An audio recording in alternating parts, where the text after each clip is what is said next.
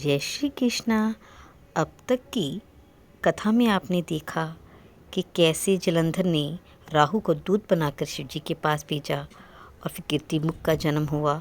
आगे नारद जी राजा पृथ्वी को कथा सुनाते हुए कहते हैं, जब दैत्यराज जलंधर ने राहु से कहा हुआ समाचार सुना तो वह क्रोध से पागल हो गया और करोड़ों राक्षसों के साथ कैलाश के लिए चल पड़ा। राक्षसों की सेना में सैकड़ों विमान थे। उनसे आकाश इस प्रकार भर गया जैसे वर्षा ऋतु में बादलों से भर जाता है। ये सब देखकर इंद्र आदि देवता छिपकर शिव जी के पास गए और उनसे निवेदन करने लगे। देवताओं ने कहा, हे स्वामी, हम बड़ी आपत्ति में फंसे हैं, कृपया आकर समुद्र के पुत्र जलंधर को मारकर हमारी रक्षा कीजिए। तब शिवजी ने विष्णु से पूछा, हे विष्णु, युद्ध में आपने जलंधर को क्यों नहीं मारा? उल्टे आप अपना वैकुंठ धाम छोड़कर उसी के घर में जाकर बस गए। तब विष्णु भगवान ने बताया कि एक तो वह आपके अंश से उत्पन्न हुआ है, दूसरे वह लक्ष्मी का भाई है।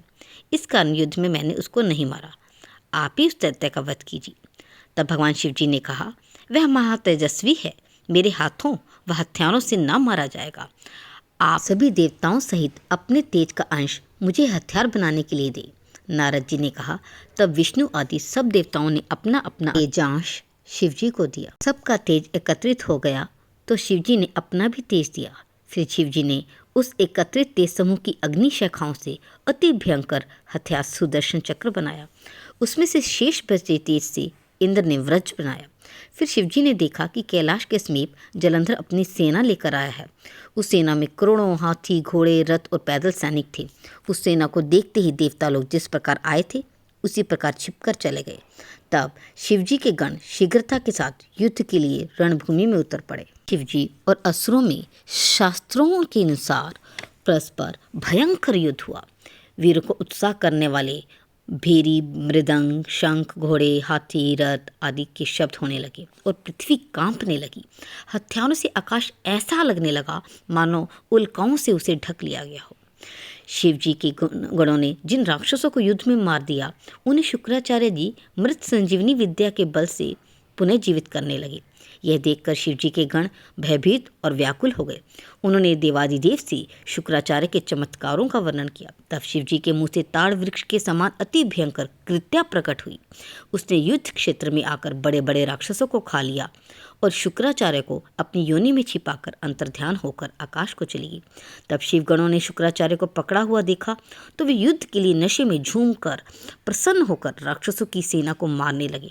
तब शिवगणों से डरकर राक्षसों की सेना इस तरह छिन्न भिन्न हो गई जैसे वायु के वेग से तिनकों का समूह बिखर जाता है। राक्षसों ने अपनी सेना को भागते हुए देखा।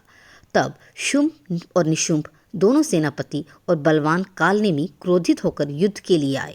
दोनों सेना में बहुत ही भयंकर युद्ध हुआ। कालनेमी नंदी से, शुंभ गणेश जी से और निशुंभ स्वामी कार्तिकेय से युद्ध करने लगे। उनमें बहुत ही भयंकर युद्ध हुआ। शिव जी युद्ध भूमि में आए तो शिव जी के भयानक वेश को देखकर दैत्य लोग भागने लगे। जलंधर दैत्यों को भागते देखकर क्रोध में भर गया। हजारों बाण छोड़ता हुआ शिव जी पर झपटा। उसके साथ ही अन्य राक्षस भी शिव जी पर झपट पड़े, जैसे कि शुंभ, निशुंभ, अश्वमुख, कालनेमी, बहाल, बलाहक, खड़गोरमा, प्रचंड और घसमर। तब शिवजी ने राक्षसों के बाणों को काटकर अपने बाणों से आकाश ढक दिया। उस समय उन्होंने राक्षसों को अपने बाणों की आंधी से व्याकुल कर दिया और प्रचंड बाणों के समूह से उन्हें भूमि पर गिरा दिया। कितने ही राक्षसों को बांधकर पृथ्वी पर पटक दिया। कितने ही राक्षस बैल के सींगों से मारे गए। राक्षसों का वहां ठहरना वैसे ही असंभव हो गया। तब जलंधर का क्रोध बढ़ गया। उसने तीव्र आवाज में शिवजी को युद्ध के लिए ललकारा और कहा कि इन राक्षसों को मारने से कोई लाभ नहीं, आओ मेरे साथ युद्ध करो। हे जटाधारी, अपनी शक्ति का प्रदर्शन करो। ऐसा कहकर उसने शिवजी के आवे बाणों को अपने पैने बाणों से हंसते हंसते काट दिया। शिवजी ने जलंधर का घोड़ा, ध्वज, छत्र, गदा सब काट दिए। तब वह जलंधर घूसा तानकर शिवजी को मारने की इच्छा से उन पर टूट पड़ा। तब शिवजी ने तत्काल ही अपने बाणों से उसे एक कोस पीछे हटा दिया। जब जलंधर दैत्य ने देखा कि शिवजी तो बहुत ही ज़्यादा बलवान हैं, तब उनको अधिक बलवान समझकर उनको मोहित करने वाली अनोखी गंधर्वी माया को उत्पन्न किया। गंधर्व गान करने लगे, अप्सराएं नृत्य करने लगी और अनेक प्रकार के वाद्य बजने लगे। ऐसा महा आश्चर्य देखकर वाद्यों की उस ध्वनि से शिवजी मोहित हो गए। उनके हाथों से शस्त्र गिर गए, उन्हें पता भी ना चला। जलंधर ने देखा कि शिवजी नित्य गान के स्वरों में तल्लीन हैं और काम के वशीभूत हो वह शीघ्र ही वहां जहां पहुंचा जहां पार्वती बैठी थी। महाबली शुंभ और निशुंभ को युद्ध भूमि में छोड़कर जलंधर ने शिवजी का रूप धारण कर लिया और वह एक बैल पर चढ़ गया। पार्वती जी उसे शिव समझकर सखियों के बीच से उठी और दर्शन के लिए रास्ते में आकर खड़ी हो गई। राक्षस राज जलंधर ने पार्वती के सुंदर रूप को देखा तो उसके सभी अंग जड़ हो गए। पार्वती को जब यह पता चला कि यह राक्षस है तो वह भय से घबराकर शीघ्र ही अंतर्ध्यान होकर उत्तर दिशा में मानसरोवर की ओर चली गई। जलंधर ने जब पार्वती को नहीं देखा तो क्षण भर में बड़ी शीघ्रता से युद्ध भूमि में आ पहुंचा जहां शिवजी थे। पार्वती ने भयभीत होकर मन ही मन भगवान विष्णु को याद किया। पार्वती ने विष्णु से कहा, हे विष्णु, राक्षस जलंधर ने जो अद्भुत कर्म किया है, क्या उस दुष्ट का कुकर्म आप नहीं जानते? तब भगवान विष्णु ने कहा, उसने छल करके रूप बदलने का जो मार्ग दिखाया है वैसा ही हम भी करेंगे। हम भी स्त्री को छलेंगे, क्योंकि पतिव्रत धर्म से सुरक्षित रहता हुआ वह दुष्ट कभी भी मारा नहीं जा सकता। ऐसा कहकर विष्णु भगवान फिर जलंधर के नगर में पहुंच गए और भगवान शिवजी गंधर्व से लड़ने संग्राम भूमि में स्थित रहे। जब माया का आवरण हट गया तो शिवजी को होश आया। तब शिवजी बड़े ही हैरान और क्रोधपूर्वक युद्ध के लिए जलंधर पर हमला किया।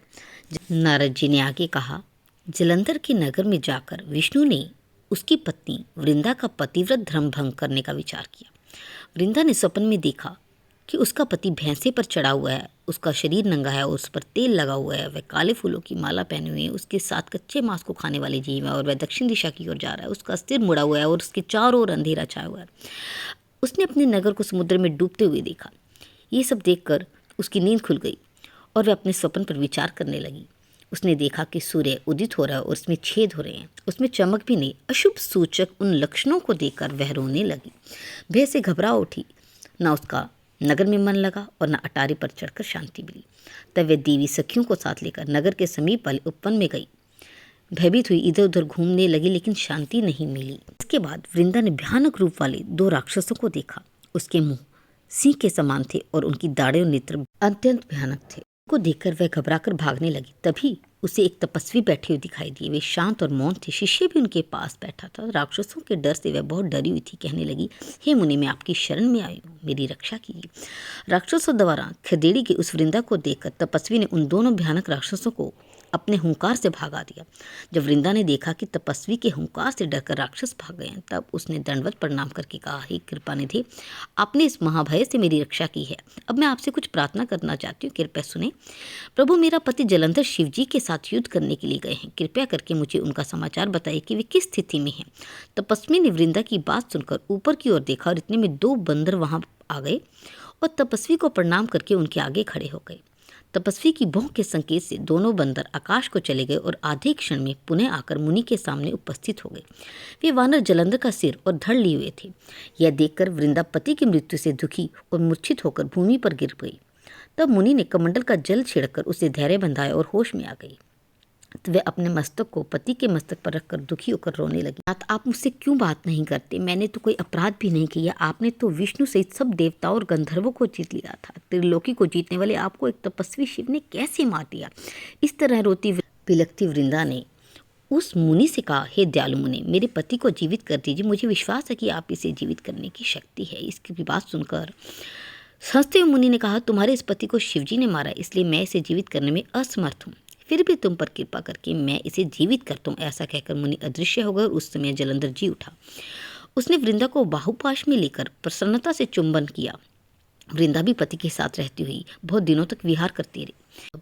वृंदा को इस बात का पता चला कि ये जलंधर नहीं बल्कि विष्णु है। क्रोधित होकर वृंदा ने कहा, मेरे साथ छल किया है।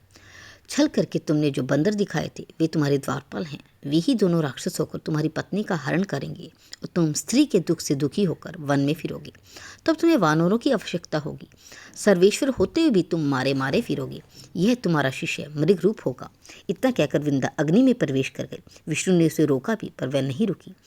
इसके पश्चात विष्णु बार बार वृंदा का स्मरण करते उसकी चिता की भस्म में लौटने लगे।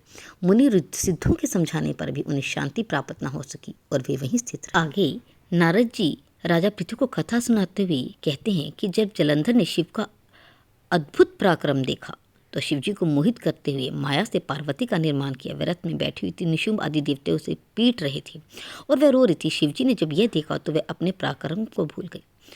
वे चुपचाप उन्होंने अपना सिर झुका लिया और वे खड़े हो गए। इसके बाद जलंधर ने कान तक धनुष खींचकर 3 बाणों से शिवजी के सिर, छाती और पेट पर प्रहार किया। शिवजी के संकट को जानकर विष्णु उपस्थित हुए और जलंधर की माया का भेद उन्हें बता दिया। शिवजी भयानक रूप धारण कर अग्नि की ज्वालाओं से और भी अत्यंत भयंकर हो गए। शिवजी का यह भयानक रूप देखकर दैत्य भयभीत हो गए। फिर शिवजी ने क्रोधित होकर सूर्य के समान तेज वाला सुदर्शन चक्र चलाया। आकाश और पृथ्वी को प्रज्वलित करता हुआ चक्र बड़े वेग से पृथ्वी पर गिरा और बड़े बड़े नेत्रों वाले जलंधर के सिर को शरीर से अलग कर दिया। भयंकर शोर करता हुआ जलंधर का शरीर रथ से नीचे गिर गया। उसके शरीर से जो तेज निकला वह शिवजी के तेज में लय हो गया। वृंदा का जो तेज था वह गौरी में लीन हो गया। इस प्रकार ब्रह्मा आदि सब देवता हर्ष से खिल उठे। उन्होंने शिवजी को प्रणाम किया और विष्णु का समाचार उन्हें सुनाया कि किस प्रकार विष्णु वृंदा की चिता की भस्म के साथ बैठे हुए हैं। देवताओं ने कहा, हे महादेव, आपने सभी देवताओं को शत्रु के भय से मुक्त कर दिया, पर इसके अतिरिक्त और ही भय उत्पन्न हो गया। इसके लिए हम क्या करें? वह भय यह है कि विष्णु वृंदा के सौंदर्य पर मोहित होकर वृंदा की चिता भस्म में पड़े हुए हैं। शिवजी ने कहा, देवताओं, विष्णु का मोह दूर करने के लिए तुम मोहिनी माया की शरण में जाओ, वही तुम्हारे कार्य सिद्ध करेगी। ऐसा कहकर शिवजी सब गुणों के साथ अंतर्ध्यान हो गए। ये थी अब तक की कथा। भगवान वासुदेव की कृपा आप सब पर सदैव बनी रहे। जय श्री कृष्ण।